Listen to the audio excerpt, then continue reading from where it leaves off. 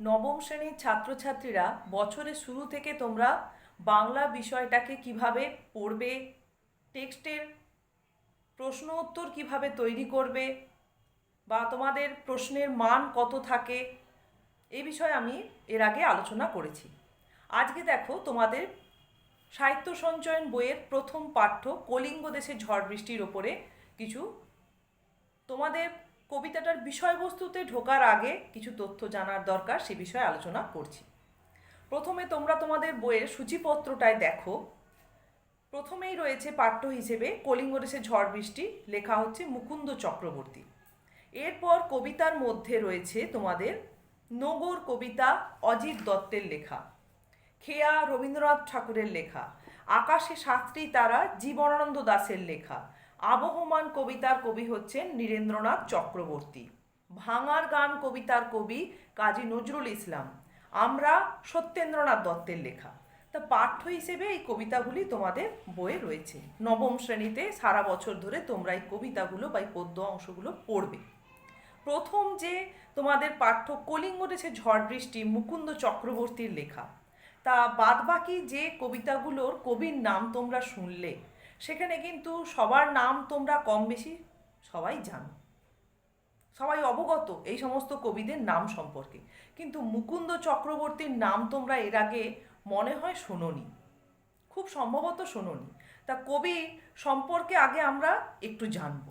তা কবির সম্পর্কে জানার জন্য আমাদের বাইরে কোথাও যাওয়ার থেকে তোমাদের সাহিত্য সঞ্চয়ন বইয়ের একদম শেষে দেখবে প্রত্যেকটা পাঠ্যের প্রত্যেকটা গদ্য পদ্যরই এখানে কবি ও লেখকের পরিচিতি সম্পর্কে সামান্য একটু অংশ দেওয়া রয়েছে। তা তোমাদের বইয়ের একদম 91 পাতায় সাহিত্য সঞ্চয়ন বইয়ের দেখবে, আমি তোমাদের বইয়েই যে এখানে কবি পরিচিতি অংশটা দেয়া রয়েছে সেটাই একটু তোমাদের পড়ে শোনাই আগে। তোমাদের এটা কিন্তু আগে জানা খুব প্রয়োজন। দেখো, মুকুন্দ চক্রবর্তী আনুমানিক 1547 খ্রিস্টাব্দে জন্মেছিলেন এবং তার মৃত্যুটা অজ্ঞাত। তার জন্ম হয়েছিল বর্ধমান জেলার দামুন্না গ্রামে। পিতা হচ্ছেন হৃদয় মিশ্র। ডিহিদার মামুদ শরীফের অত্যাচারে উৎখাত হয়ে তিনি আনুমানিক 1557 খ্রিস্টাব্দে মেদিনীপুরের আড়রা গ্রামের জমিদার বাঁকুড়া রায়ের দ্বারস্থ হন। তার পৃষ্ঠপোষকতায় চণ্ডীমঙ্গল কাব্য রচনা করে তিনি কবিকঙ্কন উপাধি লাভ করেন। মধ্যযুগের বাংলা সাহিত্যে তার রচনাতেই প্রথম উপন্যাসের লক্ষণ দৃষ্টিগোচর হয়। তাই এটুকুনি তোমাদের বইয়ে তার পরিচিতি হিসেবে দেয়া রয়েছে। তাহলে এখানে একটা জিনিস আগে তোমরা মন দিয়ে একটু শোনো, যে 1547 খ্রিস্টাব্দে তার জন্ম এবং 1557 খ্রিস্টাব্দে তিনি মেদিনীপুরের আডরা নামক একটি গ্রামে এসে সেখানে জমিদার বাঁকুড়া রায়ের অধীনে থাকতে আরম্ভ করেন। তার পৃষ্ঠপোষকতায় তার সাহিত্য রচনা শুরু হয়। তা 1557 তখন তার সাহিত্য রচনা শুরু হচ্ছে। তাহলে সময়টা কোন সময় তোমরা বুঝতে পারছো? এখন যে 2023 আজ শেষ হতে চলেছে, সেখান থেকে 2000 থেকে আমরা চলে যাচ্ছি কোথায়? একদম পেছনে 1500 সালে, মানে এটাকে বলা হয় ষোড়শ শতক। তা ষোড়শ শতকের কবি ছিলেন তিনি। এই সময়টা, এই ষোড়শ শতকটা ছিল আমাদের বাংলা সাহিত্যের মধ্যযুগের একটা খুব চরম সময়। এই সময় বাংলা সাহিত্যের সুবর্ণ যুগ বলা হয় এই সময়টাকে। এ সময় অনেক ধরনের কাব্য রচিত হয়েছিল। মূলত ছিল কি না মঙ্গল কাব্য। মঙ্গল কাব্য, এই মঙ্গল কাব্যের আবার বিভিন্ন ধারা ছিল, মনসামঙ্গল, চণ্ডীমঙ্গল, ধর্মমঙ্গল, পরবর্তীকালে অন্নদামঙ্গল। তা তোমরা এই মঙ্গল কাব্যের কাহিনী সম্পর্কে কিন্তু কম বেশি অনেকেই পরিচিত। আমাদের পূর্ব মেদিনীপুরেও বিভিন্ন গ্রামে দেখা গেছে যে যেখানে শীতলা মন্দির থাকে সেখানে বছরের একটা নির্দিষ্ট সময়, ওটা খুব সম্ভবত চৈত্র মাস, বাংলার চৈত্র মাস, বৈশাখ মাস বা জ্যৈষ্ঠ মাস, এই সময়গুলোতে দেখবে শীতলা মন্দিরে সয়াল গান হয়, সয়াল অনুষ্ঠান হয়। ওখানে এই মঙ্গল কাব্যের কাহিনীগুলো পালা গান আকারে তুলে ধরা হয়।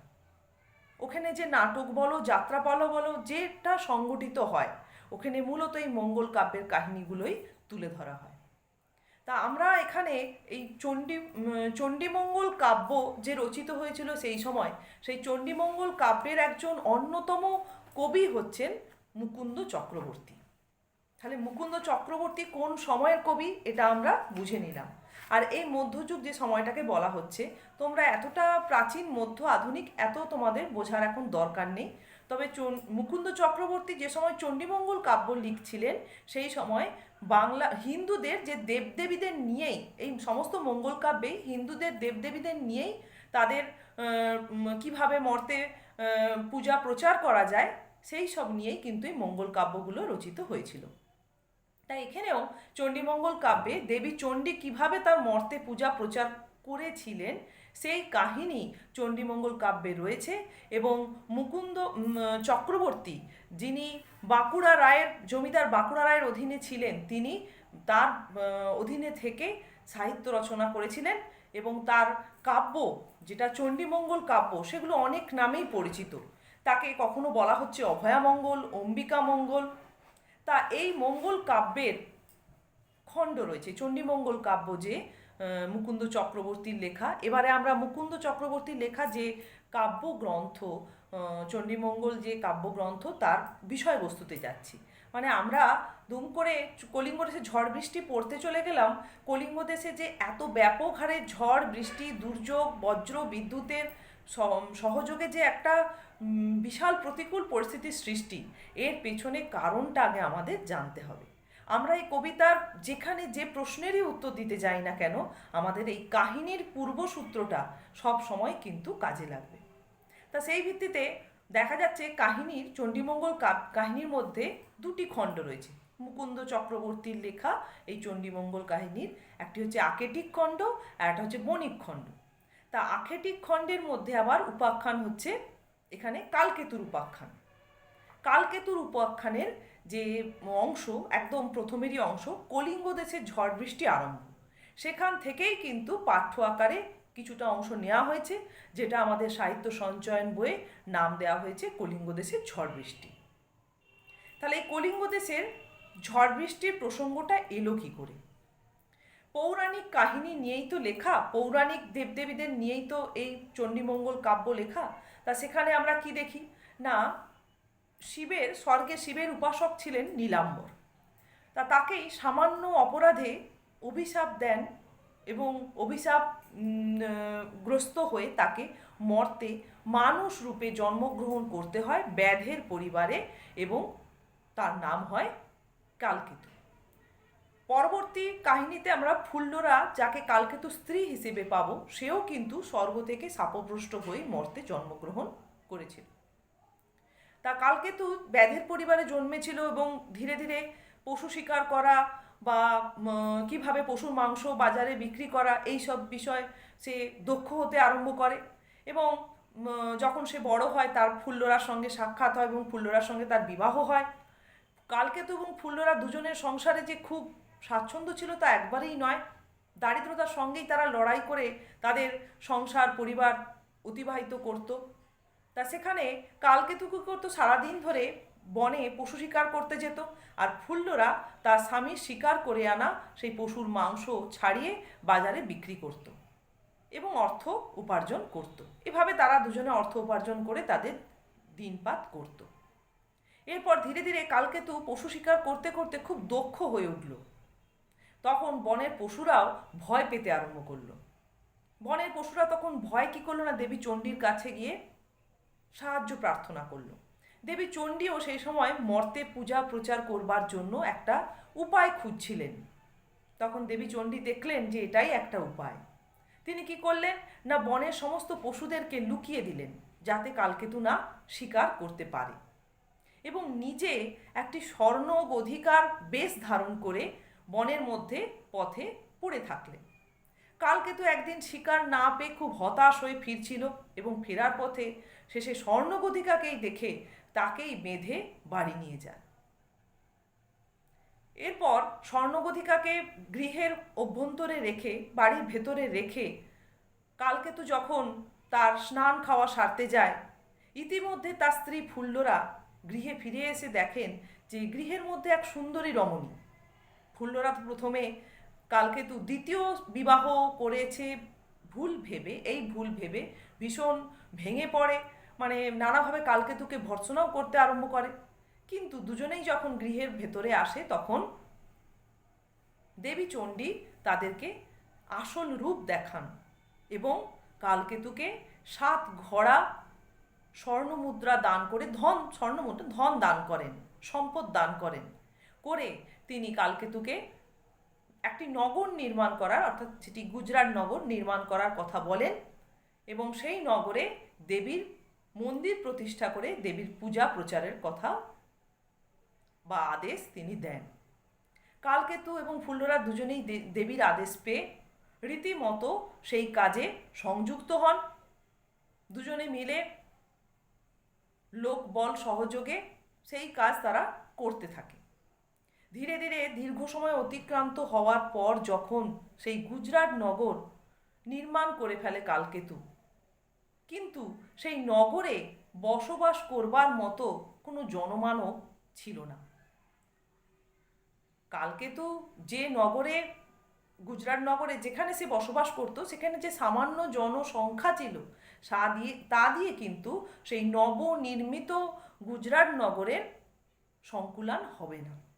তখন দেবী চণ্ডীর দ্বারস্থ হলে দেবী চণ্ডী কী করলেন না, মায়ার প্রভাবে সেই নবনির্মিত গুজরাট নগরের পার্শ্ববর্তী কলিঙ্গ দেশ বা কলিঙ্গ নগরে তিনি একটা প্রবল দুর্যোগপূর্ণ পরিস্থিতি সৃষ্টি করলেন এবং সেই দুর্যোগের প্রাবল্য এতটাই তিনি করলেন যাতে করে সেই কলিঙ্গ দেশের মানুষজন তাদের ঘর বাড়ি আশ্রয় ভিটে মাটি সমস্ত কিছু ছেড়ে পাশের নগরে পালাতে বাধ্য হয়, যাতে করে কালকেতুর নবনির্মিত গুজরাট নগর জনসমৃদ্ধ হয়ে ওঠে এবং একটা নগর হিসেবে তাকে পরিগণিত করা সম্ভব হয় এবং জনসমাগম ঘটলে তবেই তো তাদের মধ্যে দেবী চণ্ডীর পূজা প্রচারিত হবে এবং সেই উদ্দেশ্য যাতে সফল হয়।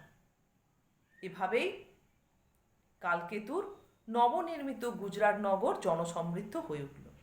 আমাদের এখানে পাঠ্য কলিঙ্গ দেশের ঝড় বৃষ্টি এ অংশটাতে দেখব যে দেবী চণ্ডী তার কালকেতুর দ্বারা নবনির্মিত গুজরাট নগরকে জনসমৃদ্ধ করে তোলার জন্য বা গুজরাট নগরকে সার্থকতা প্রদানের জন্য মায়ার প্রভাবে সেই নগরের পার্শ্ববর্তী কলিঙ্গ দেশে তিনি বজ্র, বিদ্যুৎ, ঝড়, ঝঞ্ঝা, প্রবল বর্ষণ সহযোগে একটি প্রতিকূল পরিস্থিতির সৃষ্টি করেছিলেন। তাহলে এই প্রসঙ্গটাই এবার কিভাবে সেই প্রতিকূল পরিস্থিতির সৃষ্টি করলেন এবং কলিঙ্গ দেশে কী ঘটেছিল এর ফলে, সেই বিষয়টাই কিন্তু আমাদের এখানে পাঠ্য আকারে রয়েছে। তাহলে আজকে আমরা কাহিনীর পূর্বসূত্রটা সম্পর্কে অবগত হলাম, যেটা না জানতে পারলে আমরা কিন্তু কলিঙ্গ দেশে কেন এই ঝড় বৃষ্টি হয়েছিল সেটা আমরা বুঝতেই পারবো না। কেন? এটা কিন্তু প্রাকৃতিক কোনো দুর্যোগ নয়, এটা সম্পূর্ণ একটা ঘটানো ব্যাপার।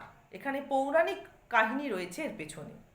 তা আমরা কবি মুকুন্দ চক্রবর্তী সম্পর্কে অবগত হলাম যে তিনি কোন সময়ের কবি এবং সেই সময় কি ধরনের কাব্য রচিত হতো, অর্থাৎ সে সময় মঙ্গল কাব্য রচনার একটা প্রচলন ছিল এবং মঙ্গল কাব্যের মধ্যে একটি ধারা হচ্ছে চণ্ডীমঙ্গল কাব্য। সেই চণ্ডীমঙ্গল কাব্যের মধ্যে অনেকেই চণ্ডীমঙ্গল কাব্য লিখেছিলেন, তার মধ্যে বিখ্যাত হচ্ছেন বা শ্রেষ্ঠ হচ্ছেন মুকুন্দ চক্রবর্তী এবং মুকুন্দ চক্রবর্তীর লেখা অভয়ামঙ্গলই হচ্ছে চণ্ডীমঙ্গল কাব্যের মধ্যে এখনো পর্যন্ত তার কাহিনী প্রচলিত। তা মুকুন্দ চক্রবর্তীর সেই কাহিনীর মানে সেই কাব্যের যে আখেঠিক খণ্ড, প্রথম খণ্ডটা হচ্ছে আখেঠিক খণ্ড, সেই আখেঠিক খণ্ডের যে কালকেতুর উপাখ্যান অংশটা রয়েছে সেখানে কলিঙ্গ দেশের ঝড় বৃষ্টি আরম্ভ অংশ থেকে আমাদের এই পাঠ্যাংশটি গৃহীত হয়েছে। তাহলে আমরা এর পরের অংশে এর কবিতাটা ধরে প্রশ্ন উত্তর বা কবিতাটার প্রত্যেকটা লাইন ধরে আমরা তার অর্থটা বুঝে নেব। তাহলে কিন্তু পুরো কবিতাটার মধ্যে পাঠ্যাংশটার মধ্যে যে কাহিনীর একটা ধারাবাহিক দিক রয়েছে সেটা চিত্র আকারে আমাদের মাথায় রাখতে হবে। এরপর আমরা লাইন ধরে প্রশ্ন উত্তর তৈরি করব।